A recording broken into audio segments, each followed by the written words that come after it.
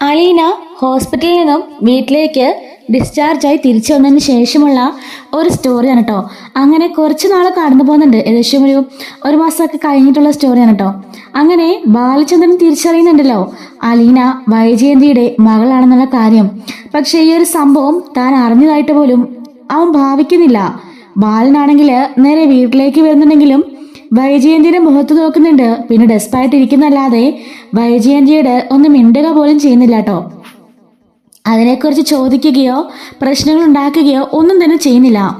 എന്താണ് സംഭവിച്ചെന്നറിയാനായിട്ട് നമ്മുടെ ബാലചന്ദ്രന് ആകാംക്ഷയുണ്ട്. എങ്ങനെയാണിത് സംഭവിച്ചത്, അലീന എങ്ങനെ വൈജയന്തിയുടെ മകളായി എന്നൊക്കെ അറിയാനായിട്ട് അവനിങ്ങനെ ആകാംക്ഷയോടെ തന്നെ ഇരിക്കുന്നു കേട്ടോ.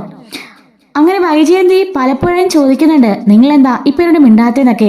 പണ്ടത്തെ യാതൊരു മിണ്ടാട്ടമോ ഒന്നും തന്നെ ഇല്ലാട്ടോ. അവൻ പറയുന്നുണ്ട്, ഞാൻ മാനസികമായിട്ട് കുറച്ച് പ്രശ്നത്തിലാണ്, ദയവ് ചെയ്ത് നീ ടോർച്ചർ എന്നൊക്കെ പറയുമ്പം വൈജ പറയുന്നുണ്ട്, ഇത്രയും കാലവും എന്ത് പ്രശ്നം ഉണ്ടെങ്കിലും നമ്മൾ രണ്ടുപേരും കൂടിയാണല്ലോ അതൊക്കെ ഫേസ് ചെയ്തോണ്ടിരുന്നത്. എന്തുണ്ടെങ്കിലും നിങ്ങൾ എന്നോടും ഞാൻ നിങ്ങളോടല്ലേ പറഞ്ഞോണ്ടിരുന്നത്. പിന്നെ ഇപ്പൊ എന്താ സംഭവിച്ചേ, എന്തുകൊണ്ടാ എന്നോടൊന്നും പറയാത്തെന്നൊക്കെ ചോദിക്കാണ്. അവൻ പറയുന്നുണ്ട്, ദയവ് ചെയ്ത് എന്നെ ഒറ്റയ്ക്കിടോ, എനിക്ക് സംസാരിക്കാൻ താല്പര്യമില്ലെന്ന് പറഞ്ഞാൽ താല്പര്യമില്ല, ദയവ് ചെയ്ത് എന്നെ ടോർച്ചർ ചെയ്യാതെ എന്നും പറഞ്ഞിട്ട് പുറത്തേക്ക് പോകുന്നതാണ് കേട്ടോ എപ്പോഴും പതിവ്. ഇങ്ങനെ 1-2 മാസമായിട്ട് പോലും ഇവൻ ഒരു മിണ്ടാട്ടവും ഇല്ല. വൈജയന്തിയുടെ യാതൊരു സ്നേഹവും ഇല്ല. പഴയ പോലെ വീട്ടില് ഒരു സന്തോഷമോ ഒന്നുമില്ല കേട്ടോ. ഇതെല്ലാം തന്നെ അലീനയും ശ്രദ്ധിക്കുന്നുണ്ട്. അങ്ങനെ ഒരു ദിവസം രാത്രി വൈകിയാണ് ബാലൻ വീട്ടിലേക്ക് വരുന്നത്. ഈ സമയത്ത് ഡോറിനെ ബെല്ലടിക്കുന്നുണ്ടെങ്കിലും വൈജ നല്ല ഉറക്കായിരിക്കും കേട്ടോ.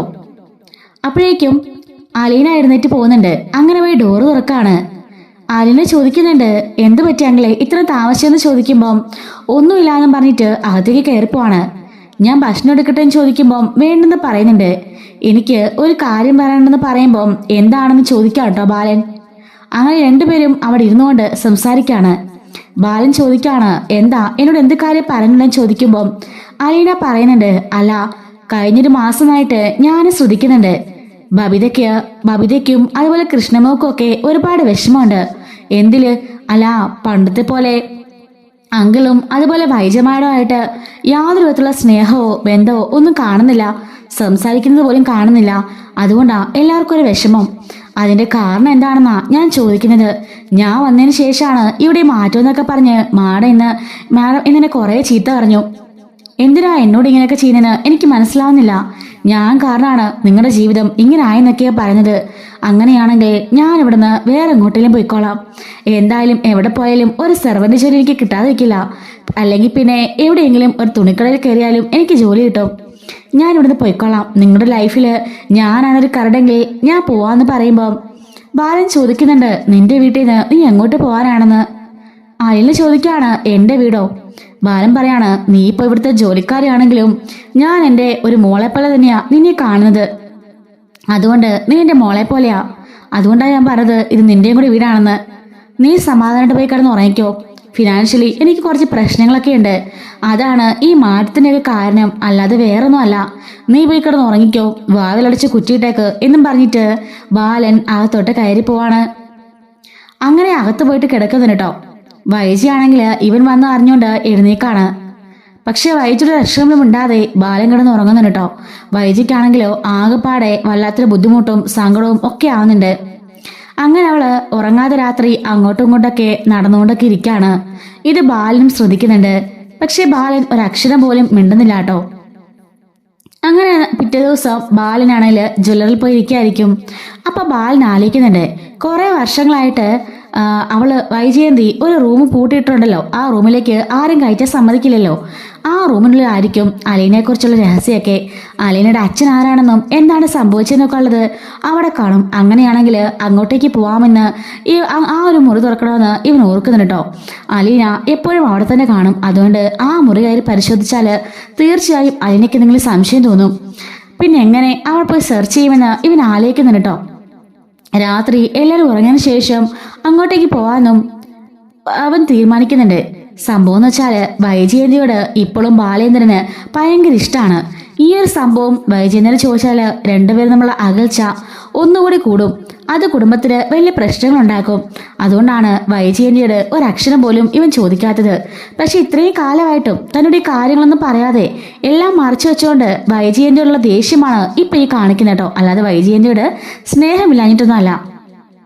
അങ്ങനെ ബാലിന് അന്ന് രാത്രിയിൽ നേരത്തെ വരുന്നുണ്ട്. വൈജയും ബാലിനും ആണേലും നേരത്തെ കിടന്ന് ഉറങ്ങാം കേട്ടോ. രാത്രിയിൽ എല്ലാവരും ഉറങ്ങിയെന്ന് ബാലിന് മനസ്സിലാകുമ്പോൾ ബാലൻ പതിയെ എഴുന്നേറ്റ് പോകുന്നുണ്ട്.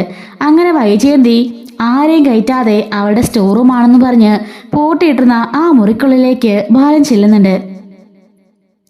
അവിടെ ചെല്ലുമ്പോൾ വൈജയുടെ പഴയ കുറെ ക്രാഫ്റ്റ് വർക്കുകളും അങ്ങനെ മറ്റു പല പല സാധനങ്ങളും കൂട്ടിയിട്ടിരിക്കുകയാണ്.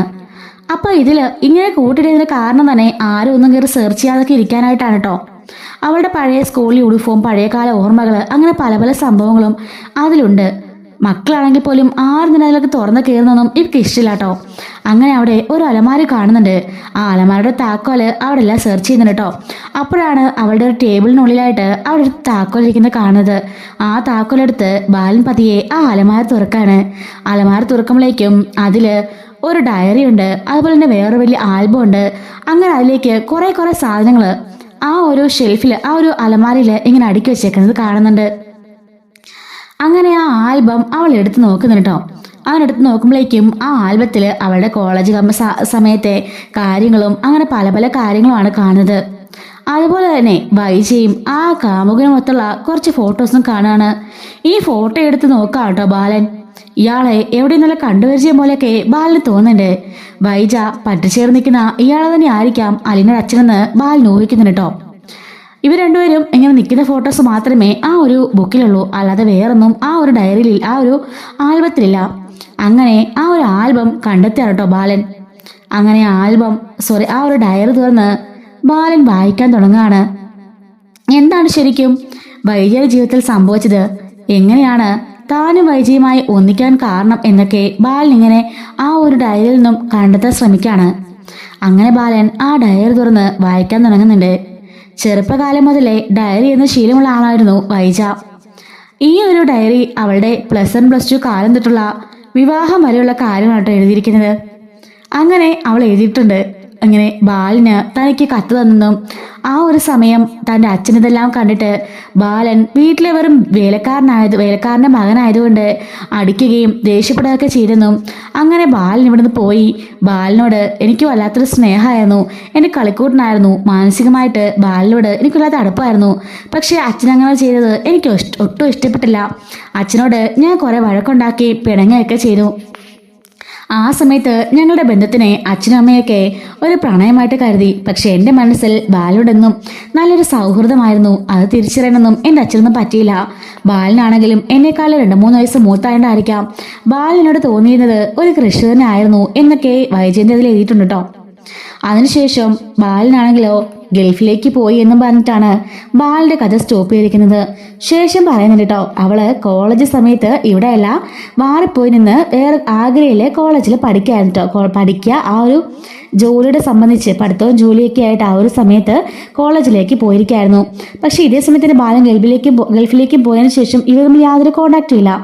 അങ്ങനെ വൈജ അങ്ങനെ നാട്ടിലായിരിക്കുന്ന അങ്ങനെ ആ ഒരു സ്ഥലത്ത് ആഗ്രഹിക്കുന്ന സമയത്ത് അവിടെ വെച്ചാണ് അലീനയുടെ അച്ഛനെ കണ്ടെത്തുന്നത്. ലാലിച്ചനുമായിട്ട് പ്രണയത്തിലാവുന്നു കേട്ടോ. അവർ തമ്മിൽ പ്രണയത്തിലാവുന്നതും കണ്ടുമുട്ടുന്നതും അങ്ങനെ എല്ലാ സ്റ്റോറിയും അവളതിൽ എഴുതിയിട്ടുണ്ട്. വീട്ടുകാർ അതിൽ പ്രശ്നമാണെന്ന് അറിയാവുന്നതുകൊണ്ട് തന്നെ അവൾ ആരെ അറിയിക്കാതെ അവർ ലിവിങ് ടുഗദർ റിലേഷൻഷിപ്പിലേക്ക് പോകുമായിരുന്നു. രണ്ടുപേരും ഒരുമിച്ചാണ് താമസിച്ചുകൊണ്ടിരുന്നത്. അങ്ങനെയാണ് ഒടുവിൽ അലീനനെ നമ്മുടെ വൈജയന്തി ഗർഭം ധരിക്കുന്നത്. അങ്ങനെ ഗർഭം ധരിച്ചതിന് ശേഷം 5-6 മാസത്തോളം വൈജയന്തിയും അതുപോലെ തന്നെ ലാലിച്ചിനും നല്ല സ്നേഹത്തിലും സന്തോഷത്തിലാണെന്ന് കഴിഞ്ഞു പോയിക്കൊണ്ടിരുന്നത് കേട്ടോ. വളരെയധികം കെയർ ചെയ്താണ് വൈജയന്തിനെ അയാൾ നോക്കിക്കൊണ്ടിരുന്നത്. പക്ഷെ രണ്ടുപേർക്കും ഇടയിലേക്ക് വലിയൊരു ചോദ്യചിഹ്നം വലുതായിരുന്നു. കാരണം ഇപ്പോൾ അവള് ഗർഭിണിയാണല്ലോ, ഇനിയിപ്പോ കുഞ്ഞുണ്ടാകാൻ പോവാണ്. തന്റെ കുട്ടി ഉണ്ടായി കഴിഞ്ഞിട്ട് തന്റെ അച്ഛൻ ആരാണെന്ന് ചോദിച്ചു കഴിഞ്ഞാല് ഞങ്ങൾ തമ്മിൽ ലിവിങ് റിലേഷൻഷിപ്പിലാണെന്നോ ഇത് അച്ഛനാണെന്നൊക്കെ പറയാൻ പറ്റുമോ? കല്യാണം കഴിയാതെ നാട്ടിൽ പോയാലും ഈ കുട്ടിയുടെ പേരിൽ ഒരുപാട് കഥകൾ വരും. ഈ കുട്ടി പഴിയേക്കേണ്ടി വരും. അതുകൊണ്ട് എത്രയും പെട്ടെന്ന് നമുക്ക് വിവാഹം കഴിച്ച് ഈ റിലേഷൻഷിപ്പ് ലീഗലാക്കാമെന്നും വൈജയന്തി പറയാണ്.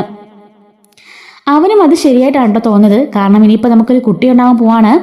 എല്ലായിടത്തും അവന്റെ ഗാർഡിയന്റെ സ്ഥാനത്ത് അച്ഛന്റെ പേര് എഴുതണമല്ലോ. അങ്ങനെ ഉണ്ടാവണമെങ്കിൽ ലീഗലി ആയിട്ട് അവർ മാരേജ് ചെയ്യണം. അതുകൊണ്ട് തന്നെ ഇവർ രണ്ടുപേരോട് തീരുമാനം എടുക്കാണ്. നമുക്ക് എന്തായാലും ഇനി വിവാഹം കഴിക്കാം, വീട്ടുകാരെ അറിയിക്കാന്നൊക്കെ പറഞ്ഞിട്ട് ഇവര് തീരുമാനം എടുക്കുന്നുണ്ട്.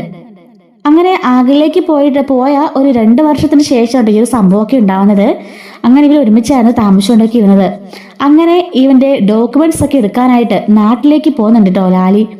ഈ ഒരു സമയത്ത് അവളും ഒരുപാട് വിഷമത്തോടെയാണ് അവനെ പറഞ്ഞയക്കുന്നത്. അങ്ങനെ ഇയാൾ നാട്ടിലേക്ക് പോവാണ്. നാട്ടിലേക്ക് പോകുന്ന വഴിക്ക് ഇയാൾക്ക് വലിയൊരു അപകടം സംഭവിക്കുന്നുണ്ട്. നമ്മുടെ അലീനയുടെ അച്ഛൻ കേട്ടോ. അപകടം സംഭവിക്കുന്ന ആ ഒരു അപകടത്തില് വലിയതായിട്ട് തന്നെ അദ്ദേഹത്തിന് ഒരുപാട് പരുക്ക് പറ്റുന്നുണ്ട്.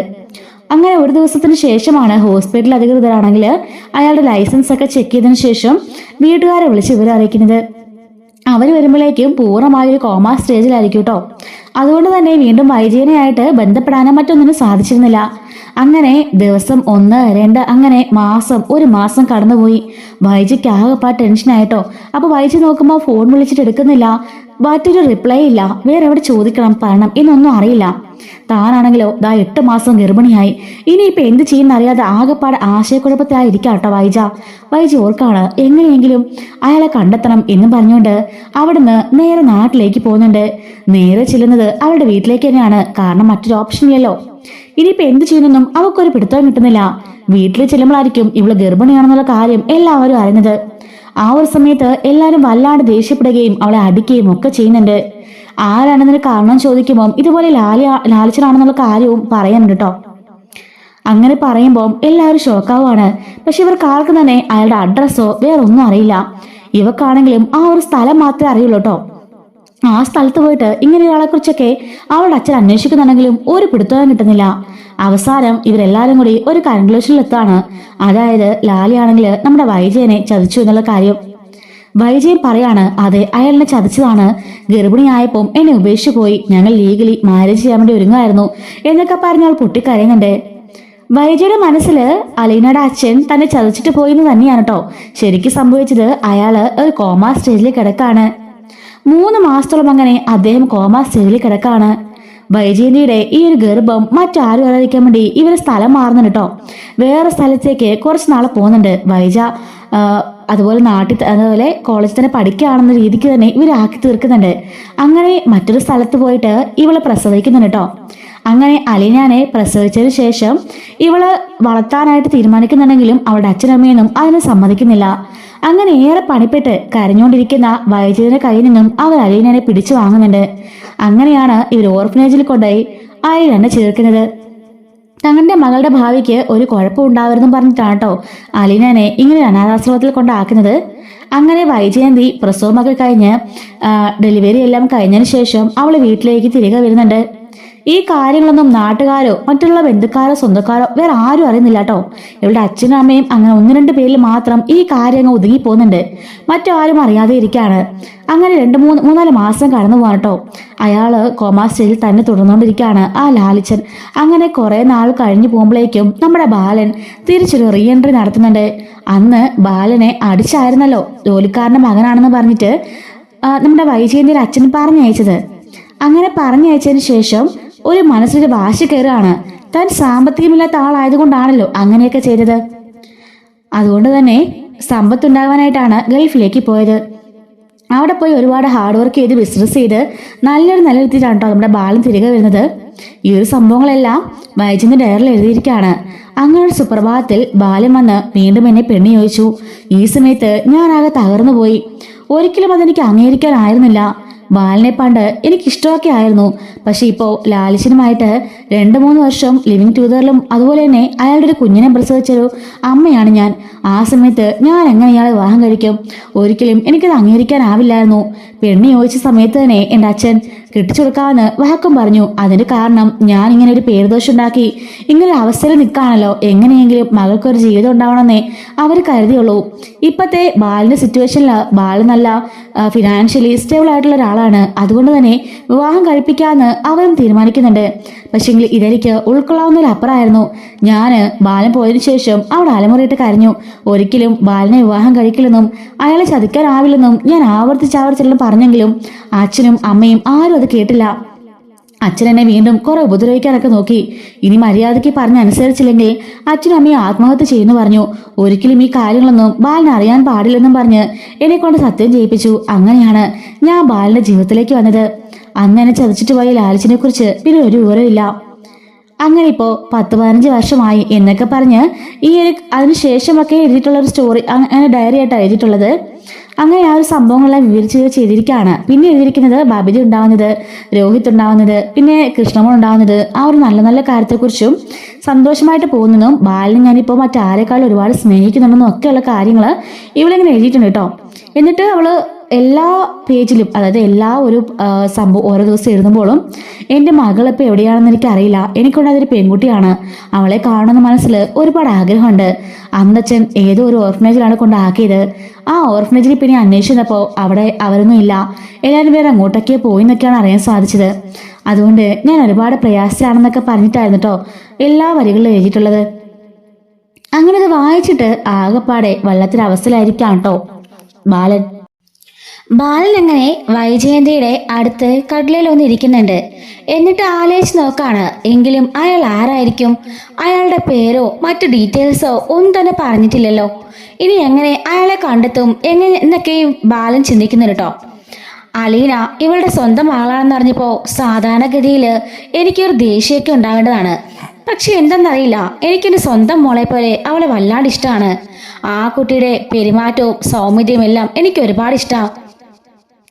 ആദ്യം കണ്ടപ്പോൾ തന്നെ എനിക്ക് തോന്നിയതാ എവിടെയോ കണ്ട നല്ല പരിചയമുണ്ടല്ലോ എന്ന്. കുട്ടിക്കാലത്തെ വൈജയന്തിയുടെ അതേ മുഖശേപ്പാണ് ഇപ്പോഴത്തെ അലീനയ്ക്ക്. അത് കണ്ടപ്പോൾ തന്നെ എനിക്ക് നല്ല സംശയം തോന്നിയെന്നൊക്കെ സ്വയമേ ഇങ്ങനെ പറഞ്ഞുകൊണ്ടേ ഇരിക്കുന്നു കേട്ടോ. അപ്പോഴേക്കും വൈജി ഇങ്ങനെ എഴുന്നേക്കാണ്. എന്താ സംസാരിച്ചുകൊണ്ടിരിക്കുന്നു ചോദിക്കുമ്പോൾ ഒന്നുമില്ല, നീ ഒന്ന് കിടന്നുറങ്ങാമോ, എന്നെ സ്വസ്ഥമായിട്ട് വിടാമോ എന്നൊക്കെ ചോദിക്കുന്നുണ്ട്. അപ്പോഴേക്കും വൈജ ഒന്നും മിണ്ടാതിരിക്കുന്നുണ്ട്. നിങ്ങൾക്ക് എന്തെങ്കിലും പ്രശ്നമുണ്ടോ? ഈ ഉറക്കമൊന്നും ഇല്ലാത്തതുകൊണ്ട് നമുക്കൊരു സൈക്കാട്രിസ്റ്റിനെ കണ്ടാലോ? ഓഹോ, അപ്പൊ എനിക്ക് ഭ്രാന്താണെന്നാണോ നീ പറഞ്ഞു വരുന്നത്? എനിക്കൊരു കുഴപ്പമില്ല, ഞാനിവിടെ ഇരുന്നോളാം, നീ കിടന്നുറങ്ങിക്കോ എന്ന് പറയുന്നുണ്ട്. അപ്പോഴേക്കും അവൻ പറയുന്നുണ്ട്, അതെ എനിക്കൊരാഗ്രഹം. അല്ല, ഇവിടെ നിന്നൊക്കെ ഒന്ന് മാറി നിൽക്കാൻ തോന്നുന്നു. നീ പഠിച്ച ആഗ്രയിലെ കോളേജും സ്ഥലമൊക്കെ ഇല്ലേ, നമുക്ക് അവിടെയൊക്കെ ഒന്ന് കറങ്ങിയിട്ട് വന്നാലോ, അവിടുത്തെ പഴയ ആൾക്കാരെയൊക്കെ ഒന്ന് കണ്ടിട്ട് വരാം എന്ന് പറയുന്നത് കേൾക്കുമ്പോഴേക്കും ഇവക്ക് വല്ലാത്തൊരു ഞെട്ടലാവുന്നുണ്ട്. ഞെട്ടിയിട്ട് ഇപ്പൊ എന്തിനാ അതൊക്കെ? അത് വേണോന്ന് എനിക്ക് തോന്നി, നമുക്കൊന്ന് പോയിട്ട് വന്നാലോ എന്ന് ചോദിക്കുന്നുണ്ട്. അത് പിന്നെ എനിക്ക് അങ്ങോട്ടൊന്നും പോകുന്ന ഇഷ്ടമില്ല. അതിന്റെ നിനക്ക് അങ്ങോട്ട് പോകുന്ന ഇഷ്ടമില്ലാത്തത്? നീ 3 വർഷം പഠിച്ച സ്ഥലമല്ലേ, അങ്ങനെയുള്ളപ്പോ ആർക്കായാലും ഒന്ന് കാണാൻ ആഗ്രഹമൊക്കെ തോന്നില്ലേ എന്ന് ചോദിക്കുമ്പോൾ വൈജ പറയുന്നുണ്ട്, ഇല്ല എനിക്ക് അതിനോട് ആഗ്രഹമൊന്നുമില്ല, അതൊക്കെ ഒരു ദുസ്വപ്നം പോലെ ഞാൻ മറക്കാൻ ആഗ്രഹിക്കുന്ന കാര്യങ്ങളാ. അതെന്തുകൊണ്ടാ നീ മറക്കാൻ ആഗ്രഹിക്കുന്നേ? അവിടെന്താ പ്രശ്നം എന്ന് ചോദിക്കുമ്പോൾ ഒന്നുമില്ല എന്ന് പറഞ്ഞിട്ട് വൈജ പെട്ടെന്ന് കിടക്കുന്നുണ്ട് കേട്ടോ. തിരിഞ്ഞു കിടന്ന് വൈജ ആകെപ്പാ ടെൻഷൻ അടിച്ചിരിക്കുകയാണ്. ഇപ്പൊ എന്തുകൊണ്ടാ ഇദ്ദേഹം ഇങ്ങനെയൊക്കെ പറഞ്ഞത്? ഇപ്പൊ ആഗ്രയിലേക്ക് പോകണമെന്നൊക്കെ പറഞ്ഞ് എന്തുകൊണ്ടായിരിക്കും? കുറച്ച് ദിവസമായിട്ട് ഇദ്ദേഹത്തിന് ആകെ എന്തൊക്കെയോ പ്രശ്നമുണ്ടല്ലോ. എന്തായാലും ഒന്ന് കണ്ടെത്തണം എന്ന് വൈജയും തീരുമാനിക്കുകയാണ്. ബാലചന്ദ്രൻ അവിടെ ഇരുന്നുകൊണ്ട് ഓർക്കുന്നുണ്ട്, ഇത്രയും കാലവും തൻ്റെ അമ്മയും അച്ഛനും ഇല്ലാതെ അനാഥയെ പോലെയാണ് അലീന ആ ഓർഫനേജിൽ വളർന്നത്. പക്ഷെങ്കില് വൈജയന്തി എല്ലാ തെറ്റും ചെയ്തിട്ട് ഒന്നും അറിയാത്തവളെ പോലെ ഭർത്താവും കുട്ടികളുമായിട്ടൊക്കെ സുഖമായിട്ട് ജീവിച്ചു. പക്ഷെ ഇനിയുള്ള കാലം അത് പാടില്ല. അലീന എല്ലാ സുഖത്തോടെയും സൗകര്യത്തോടെയും അവളുടെ മകളായിട്ട് തന്നെ ജീവിക്കണം എന്ന് ആലോചിക്കുന്നുണ്ട്. പക്ഷെങ്കില് ഇവളുടെ അച്ഛൻ ആരാണെന്ന് എങ്ങനെ കണ്ടുപിടിക്കും? ഒരുപക്ഷെ അവളുടെ അച്ഛനെ തന്നെ അവളെ അങ്ങ് ഏൽപ്പിച്ചാല് അവൾക്ക് ഒരുപാട് സന്തോഷമാവില്ലേ എന്നൊക്കെ ഇങ്ങനെ ബാലചന്ദ്രൻ ഓർക്കുന്നുണ്ട് കേട്ടോ. എപ്പോഴും അലീനയുടെ കാര്യത്തില് ബാലചന്ദ്രന് ചെറിയൊരു കൺസിഡറേഷനൊക്കെ ഉണ്ട് കേട്ടോ. അങ്ങനെ ബാലനാണ് വീണ്ടും ഇങ്ങനെ ഉറങ്ങാതിരിക്കുന്നുണ്ട്. ഇത് കണ്ട് വൈജയന്തിക്കും ആകെപ്പാട് ടെൻഷൻ ആവുന്നുണ്ട് കേട്ടോ. ഇനിയിപ്പം ബാലൻ എന്തെങ്കിലും അറിഞ്ഞു കാണുമോ എന്നൊക്കെ ഒരു പേടിയും അവളുടെ മനസ്സിൽ ഉണ്ടാവുന്നുണ്ട് കേട്ടോ. അങ്ങനെ പിറ്റേ ദിവസം രാവിലെ അലീന ബാലൻ പോകാൻ ഇറങ്ങുമ്പോൾ വൈജയന്തി അടുത്തേക്ക് വരുന്നുണ്ട്. എന്നിട്ട്, അല്ല ഞാൻ പറഞ്ഞ കാര്യം എന്ത് കാര്യം? അല്ല നമുക്കൊരു ഡോക്ടറെ കണ്ടാലോ? ഓഹോ, അപ്പൊ എനിക്ക് ഭ്രാന്താണെന്ന് തന്നെ നീ അങ്ങ് വിധി എഴുതിയല്ലേ? എന്തായാലും ഞാൻ വരുന്നില്ല, അതിന്റെ ആവശ്യമേ നിനക്ക് മാത്രം എന്നും പറഞ്ഞിട്ട് ബാലൻ അവിടുന്ന് ഇറങ്ങിപ്പോന്നുണ്ട്. ഈ സമയത്ത് വന്നിട്ട് അലീന പറയുന്നുണ്ട്, ഞാൻ ഇന്നലെ അങ്കിളിനോട് ചോദിച്ചിരുന്നു എന്തുകൊണ്ടാ ഇപ്പം ഇങ്ങനെ റിപ്രഷനിൽ നടക്കുന്നതെന്ന്. അപ്പം പറഞ്ഞത് ഫിനാൻഷ്യലായിട്ട് എൻ്റെ പ്രശ്നമൊക്കെ ഉണ്ടെന്ന് അതിനോട് പറഞ്ഞേ, വേറൊന്നും പറഞ്ഞില്ലെന്ന് പറയുമ്പോൾ നിന്നോട് ഞാൻ അഭിപ്രായം ചോദിച്ചില്ലല്ലോ, നീ ഒറ്റ ഉയർത്തിയിട്ട് വന്ന് കയറി അന്ന് ഇറങ്ങി സമാധാനക്കേടാ, അന്നു മുതൽ ഇന്ന് വരെ ആർക്കും ഒരു സമാധാനം ഉണ്ടായിട്ടില്ല എന്നും പറഞ്ഞ് വൈദ്യുതി ദേഷ്യപ്പെട്ട് അകത്താകുമ്പം സങ്കടപ്പെട്ട് അലീന നിൽക്കുന്നതിന് കേട്ടോ. ഇതിനു ശേഷം നമ്മുടെ ബാലൻ അവളുടെ അച്ഛനെ കണ്ടെത്തുന്നുണ്ട്. അത് എങ്ങനെയാണെന്നൊക്കെ നമുക്ക് അടുത്ത വീഡിയോയിലൂടെ ചർച്ച ചെയ്യാം കേട്ടോ. മിസ്സാവാതിരിക്കാൻ നമ്മുടെ ചാനലിന് സബ്സ്ക്രൈബ് ചെയ്ത് സപ്പോർട്ട് ചെയ്യണേ. Thanks for watching.